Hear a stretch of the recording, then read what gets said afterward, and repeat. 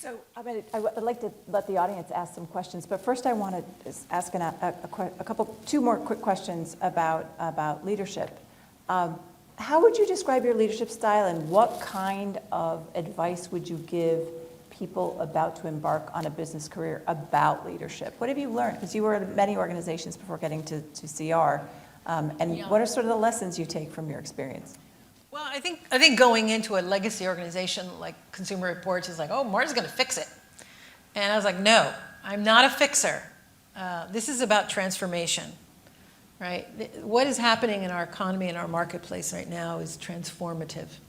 And we need to transform the ways in which we engage that marketplace. And that's with the new products. That's harder than just fixing. And so you go in, you diagnose some of the issues, and then you have to start to begin to transform it. And the word that always comes to mind is persist. There is nothing like Consumer Reports in the marketplace right now. I can't think of a time where we are more relevant. But as the market changes, so must we, and we have to be on the front lines of what consumers need us to be. And that's a really exciting place. But it also means that you have to look at your talent. And when you're transforming from a hardware world to a digital world, that means you have to build capabilities you don't have. I couldn't possibly create Permission Slip, the app, without having a digitally native staff. And so it is a software-driven world. It's a world about connected products. That's very different than taking a hammer to a product or testing a tire. It's the way our intellectual property about how we test had to be completely changed. And that's about people, and it's about talent. It's about how you create those protocols and the kind of methodologies that you use. So an idea is just an idea until you get the people to make it happen. So persist. Persist. Persist, both on a personal level and as an organization. Yeah, and it's about the people. Right. Leverage the trust. Leverage your best asset, which is your trust, I suppose, and reputation, and put the right teams around new products and get them to market as soon as you can. Would that sum it up? Well, I can't underscore how much trust in the brand is. I mean, everything we do, whenever we're thinking of an innovation, we hold it up to our independence and and the trust in the brand. And we say, we got to do that smell test.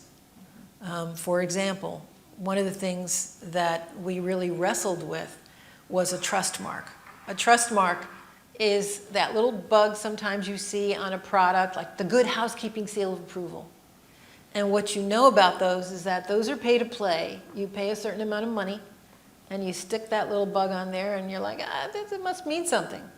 And I said, well, shouldn't we have a trust mark where we're not paid to test the product, but we test the products because that's what we do. And then if something meets a certain standard, we allow a company to put that trust mark for a short period of time to expose the brand to a remarkable, mass population. And the argument and arm wrestle we got into was, wait a minute, people have to pay for that, and they go behind the proverbial paywall, and our members, why would you give some of those ratings away?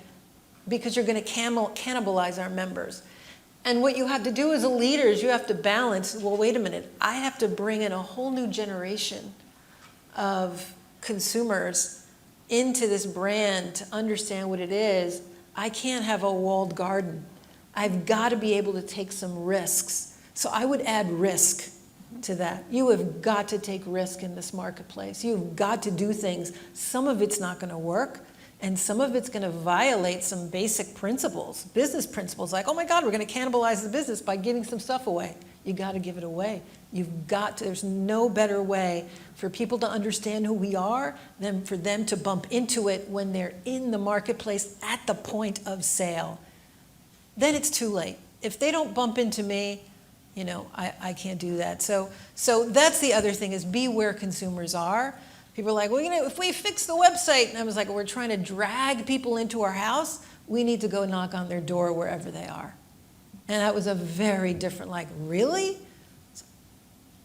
partnerships, relationships with other brands. Expand your tent. It's not just the, white-coated experts. People like YouTube. They like regular people breaking stuff. Okay, we've got some pretty gearhead geniuses. Put them on TikTok. Put them on YouTube if that's what people like. We're still getting great information, and they're still behind the scenes in our labs. But you got to meet people where they are.